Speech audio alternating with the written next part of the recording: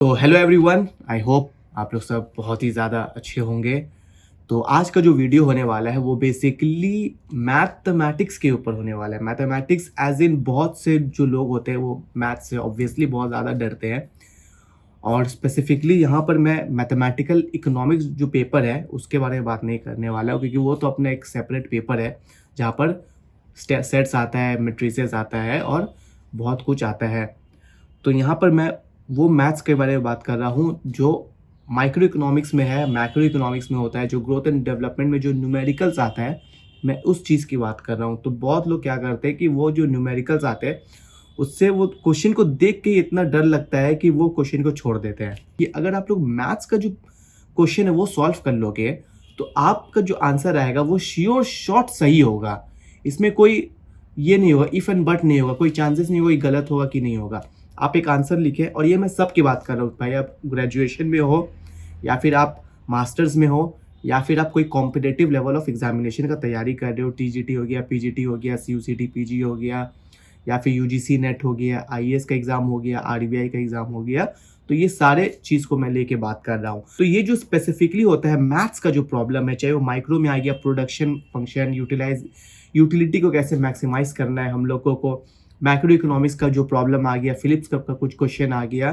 तो ये जो मैथ्स का जो वो क्वेश्चन पेपर में दिखता ही है कि घबराहट शुरू हो जाता है कि नहीं, हमसे तो नहीं हो पाएगा। तो मैं अपना बता रहा हूँ कि मुझे क्लास 6 से 12 में मैथ्स पे बहुत ज़्यादा डर लगता था कि मुझे मैथ्स में बहुत ज़्यादा कम नंबर मिलता था। लेकिन ओवर द टाइम मैंने इस चीज़ को ओवरकम किया और अभी मैं स्पेसिफिकली मैथ जो भी क्वेश्चन आता है और न्यूमेरिकल्स का क्वेश्चन आता है तो मुझे बहुत ज़्यादा खुशी होता है कि चलो भाई, न्यूमेरिकल्स का क्वेश्चन आया। इसका मैं 2 रीज़न मैं ऑलरेडी बता चुका हूँ कि अगर आप इस चीज़ को करोगे ना, पहला कि ये श्योर शॉट सही होने वाला है क्योंकि न्यूमेरिकल्स है, और दूसरा इंपॉर्टेंट एडवांटेज ये है कि आपको याद रखने का ज़रूरत नहीं होगा। You know the formula, just you need to apply on it और आपका आंसर आ जाएगा। तो आज का जो वीडियो होने वाला है, मैं वो डर निकालने वाला हूँ कि जो लोगों का मैथ्स का प्रॉब्लम देख के डर लगता है, वो डर मैं इस वीडियो में निकाल देने वाला हूँ। आपको बस एंड तक बने रहना है, और ये वीडियो अगर आप एंड तक देख लोगे ना तो आई एम श्योर शॉट आपको मैथ्स का, स्पेसिफिकली मैथ्स से आपको डर निकल जाएगा। और यहाँ पर मैं अभी बता रहा हूँ कि मैथमेटिकल इकोनॉमिक्स या स्टैटिस्टिक्स के बारे में बात नहीं कर रहा हूँ। ये हम लोग का सेपरेट पेपर है जहाँ पर स्पेसिफिकली मैथ्स पूछता है और स्टैटिस्टिक्स पूछता है। मेरा वीडियो जो है वो इस बारे में है जो माइक्रो इकोनॉमिक्स में जो न्यूमेरिकल्स का क्वेश्चन आता है, मैक्रो में न्यूमेरिकल्स का क्वेश्चन आता है, और ग्रोथ एंड डेवलपमेंट में हैरेट का न्यूमेरिकल्स का क्वेश्चन आता है, या आपका बैंकिंग, मनी एंड बैंकिंग में न्यूमेरिकल्स का क्वेश्चन आता है। मैं उस चीज़ के बारे में बात कर रहा हूँ, ठीक है। तो आज मैं आपको कुछ ऐसे चीज़ बताने वाला हूँ जिस चीज़ को अगर आप याद रख लोगे ना तो ये सारे क्वेश्चंस, इन पेपर में जो क्वेश्चंस आएंगे वो सब आप कर लोगे। तो सबसे पहले हमको एक चीज़ याद रखना है, वो है कि डिफ्रेंसिएशन। नाउ डिफ्रेंसिएशन क्या होता है कि आई एम श्योर आप सभी ने क्लास 12 में पढ़ा होगा कि डिफ्रेंसिएशन क्या होता है। लेकिन इकोनॉमिक्स में डिफ्रेंसिएशन का क्या इंपॉर्टेंस है? डिफ्रेंसिएशन का ये इंपॉर्टेंट है कि ये चीज़ जो है हम लोगों को कोई भी चेंजेस निकालने का मदद करता है कि कोई चीज़ चेंज हो रहा है।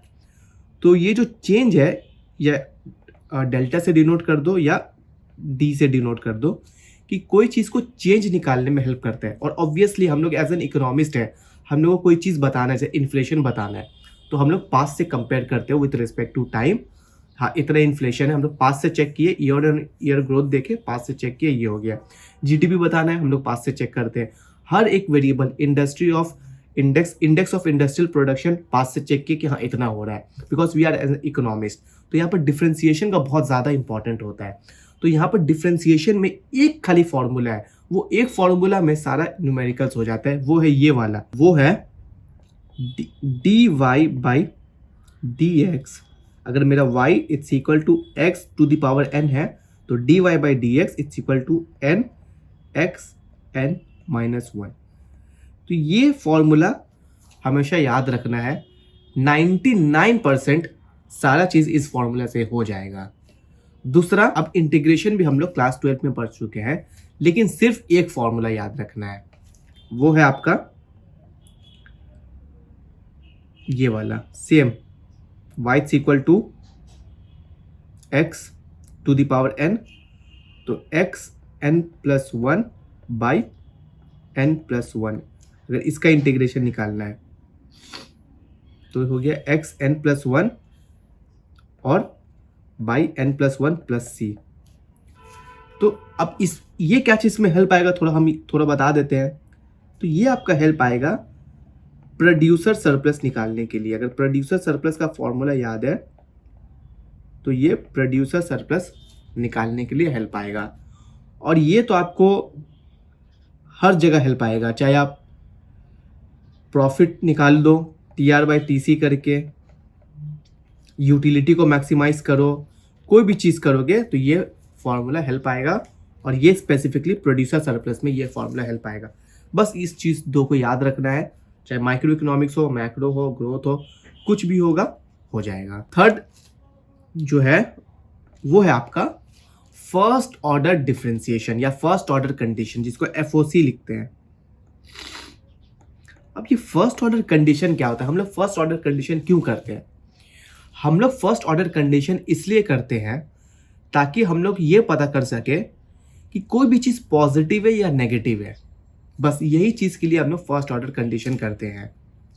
और हम लोग, ये तो पहला हो गया कि कोई भी चीज़ हम लोग को चेक करना है कि क्या कोई भी फंक्शन उसको डिफरेंशिएशन करते हैं, डिफरेंशिएट करते हैं, क्या वो पॉजिटिव है नेगेटिव है।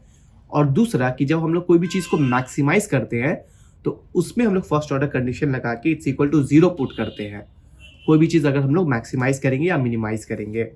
तो फर्स्ट ऑर्डर कंडीशन बहुत ज़्यादा इंपॉर्टेंट है कि देखने के लिए कोई भी चीज़ पॉजिटिव है, पॉजिटिव स्लोप है, नेगेटिव स्लोप है, और इट्स इक्वल टू 0 पुट करते हैं उस पर्टिकुलर चीज़ का वैल्यू निकालने के लिए जहां पर जो फंक्शन है मैक्सिमाइज हो रहा है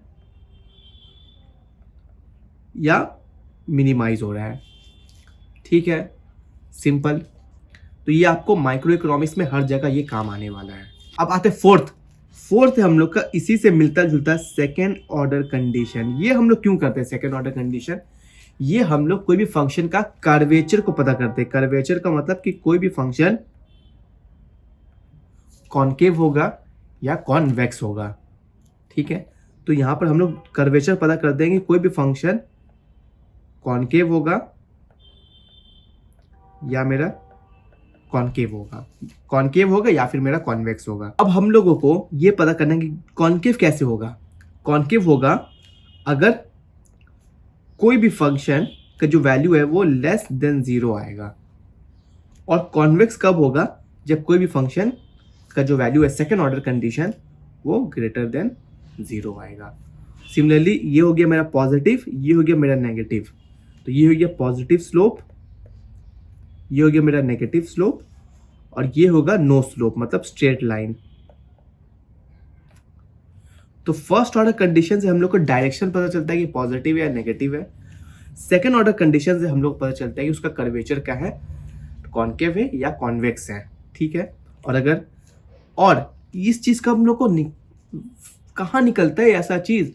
तो अगर आप लोग को रिस्क आप लोग पढ़े होंगे तो रिस्क अवर्स, रिस्क न्यूट्रल या फिर रिस्क लविंग, इसमें आपका जो ग्राफ निकलता है वो इसी दो कंडीशन से निकलता है। ठीक है, यहाँ तक समझ में आया? अच्छा, ये जो कॉनकेव है ये लेस देन इक्वल टू और ग्रेटर देन इक्वल टू होगा। सॉरी, नंबर 5 है आपका लोगैरिथम। अब ये लोगैरिथम कहाँ काम आएगा? ये काम आएगा आपका ग्रोथ एंड डेवलपमेंट में, जब आप सोलो मॉडल करोगे पहला। और दूसरा जो लॉग काम आता है वो हमेशा ग्रोथ निकालने में काम आता है। कोई चीज़ का हम लोग को ग्रोथ निकालना है एज अ परसेंटेज में, तो वो काम आता है। यहाँ पर मैं आपको एग्जांपल देता हूँ कि अगर आपका जीडीपी पर कैपिटा का फॉर्मूला क्या हुआ? जीडीपी पर कैपिटा का फॉर्मूला है जीडीपी बाय पॉपुलेशन। ठीक है, ये तो समझ में आया। अगर हमको परसेंटेज में निकालना है कि हमको परसेंटेज ग्रोथ निकालना है, हमको ग्रोथ रेट निकालना है कि growth rate of GDP per capita, growth rate of GDP per capita. तो ये कैसे निकालेंगे? तो इसमें आ जाएगा मेरा लॉग। तो लॉग अगर आप ले लेंगे, लॉग जीडीपी बाय पॉपुलेशन, तो इसका क्या होगा फॉर्मूला? हम लोग को लॉग ए बाई बी का क्या फॉर्मूला होता है? Log A minus log B. तो यही हो जाएगा log GDP plus minus log population. तो इसका क्या फॉर्मूला हो जाएगा, तो लॉग हम लोग क्यों निकालते हैं, लॉग हमेशा निकालते हैं हम लोग ग्रोथ रेट के लिए, लॉग हम लोग निकालते हैं ग्रोथ रेट के लिए। तो यहाँ पर हो जाएगा growth rate of GDP minus growth rate of population. तो लॉग का काम इसलिए होता है कि हम लोग को ग्रोथ रेट कोई भी चीज को पता करना है। अब सारे लॉग का फॉर्मूला तो याद नहीं रखना है, तो हम लोगों को कुछ फॉर्मूला याद रखना है। सबसे पहला होता है जो मैं अभी आपको बताया कि लॉग ए बाई बी वाला formula, which is log A minus log B.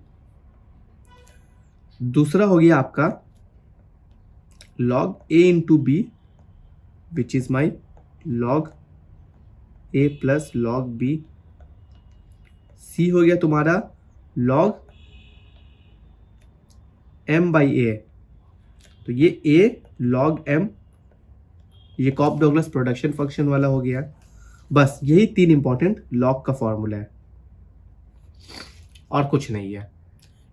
ये आपको सोलो रेसिडुअल में काम आएगा, ग्रोथ रेट निकालने में काम आएगा, कॉप डॉगलस प्रोडक्शन फंक्शन में काम आएगा। जो हम लोग को कॉप डॉगलस प्रोडक्शन फंक्शन होता है ना, ये A L alpha L beta, तो इसमें लॉग कैसे निकालेंगे, log A plus alpha log के प्लस बीटा लॉग एल।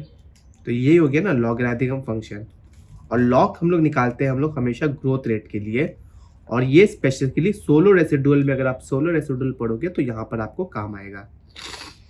तो यहाँ पर लॉग का यही इंपॉर्टेंट है, कोई भी चीज का ग्रोथ हम लोग को पता करना है। तो बहुत सोचने के बाद डिफरेंशिएशन का कुछ और फॉर्मूला भी हम लोग को याद रखना है। ये तो आपका 99% ये काम कर देगा, लेकिन आपको कुछ और भी याद रखना है। वो हो गया आपका चेन रूल याद रखना है कि चेन रूल कैसे लगता है। यूटिलिटी जब मैक्सिमाइज करोगे या फिर कहीं पर भी अगर आप डिराइव करोगे कोई भी फंक्शन को, जब डेरिवेशन आएगा तो उसमें चेन रूल लगेगा। प्रोडक्ट रूल याद रखना, अभी बस कुछ नहीं है, गूगल पे सर्च कर सकते हो या क्लास 12 का मैथ्स बुक है उस पर आप फॉर्मूला देख सकते हो। प्रोडक्ट रूल याद रखना है। अच्छा, ये भी याद रखना है कि लॉग एक्स का डिफरेंशिएशन क्या होता है, 1/x। ये आता है, ये आपका सोलो रेसिडुअल में जरूर पूछेगा। चेन रूल हो गया, प्रोडक्ट रूल हो गया, और ये रूल हो गया आपका log x वाला हो गया, ठीक है। उसके बाद आप differentiation u by u v का पता, यही चेन रूल है, u v का डिफरेंशिएशन आपको याद रखना है, और डिफरेंशिएशन u बाई v का भी याद रखना है, ठीक है। तो ये हो गया आपका एडिशनल, और एक एडिशनल पॉइंट है विच इज़ वेरी इंपॉर्टेंट। अगर आपको सक्सेस मैथ्स का जो न्यूमेरिकल्स है उसमें आपको डर लगता है, तो ये लास्ट पॉइंट है कि आप जब पढ़ोगे तो जो भी फॉर्मूला होता है, कोई भी, आप माइक्रो पढ़ो, मैक्रो पढ़ो, ग्रोथ पढ़ो, स्टैटिस्टिक्स पढ़ो, मैथमेटिकल पढ़ो, कोई भी फॉर्मूला होता है, A4 शीट में हर एक फॉर्मूला आपको लिखना है, राइट करना है, आपको फॉर्मूला लिखना है, और आपको उसको अपने स्टडी डेस्क में रखना और फॉर्मूला को हमेशा देखना, क्योंकि जब तक फॉर्मूला याद नहीं रहेगा तो आप अप्लाई क्या करोगे, चाहे कहीं पर भी हो। तो फॉर्मूला इज़ वेरी इंपॉर्टेंट, आप हर जगह फॉर्मूला लिखना, और ये जो मैं आपको स्टेप्स बताया हूँ इसको आप ज़रूर देखना, ज़रूर प्रैक्टिस करना, एंड आई एम श्योर ये जो फियर है वो निकल जाएगा। इससे आपका श्योर है 99.99% आपका प्रॉब्लम सॉल्व हो जाएगा, लेकिन आपको प्रैक्टिस करना पड़ेगा। तो आई एम श्योर अगर आप लोग प्रैक्टिस करोगे तो डेफिनेटली आपका ये जो मैथ्स का फियर है वो निकल जाएगा, ठीक है। क्योंकि मैं भी सिर्फ इसी चीज़ पे ध्यान देता हूँ कि ये कितनी, जो भी मैं आपको बताया हूँ, बाकी सब पे ध्यान नहीं देता, कोई साइन क्या हो गया, कॉस क्या होता है, वो सब अब लगता है नहीं, बस यही चीज़ को हम लोग को ध्यान देना है। तो अगर यहाँ तक अगर वीडियो देख चुके हो तो thank you very much first of all. और ये जो मेरा चैनल है ये स्पेसिफिकली इकोनॉमिक्स के लिए ही है, चाहे आप कोई भी एग्जामिनेशन दे रहे हो, graduation, post graduation, CU PG, कोई भी एग्ज़ाम दे रहे हो, ये चैनल आपको ज़रूर हेल्प करेगा। और इस चैनल को आप ज़रूर शेयर करना अपने ग्रुप में, फ्रेंड्स के साथ। और जो भी अगर कोई भी टॉपिक आपको नहीं समझ में आ रहा है या फिर कुछ भी सजेशन चाहिए तो कमेंट सेक्शन में ज़रूर बताना, मैं ज़रूर रिप्लाई करूँगा। मेरे इंस्टा ID में आप ज़रूर मैसेज करना, वहाँ पर भी मैं ज़रूर अपना जो भी आपको पूछना है तो मैं ज़रूर आपको आंसर दूंगा। आई होप ये छोटा सा वीडियो है, नॉट सो मच छोटा सा वीडियो, आपको ज़्यादा हेल्पफुल लगा होगा। कोई भी टॉपिक नहीं समझ में आया वो ज़रूर पूछना। तो मिलते हैं नेक्स्ट वीडियो में, तब तक के लिए अलविदा।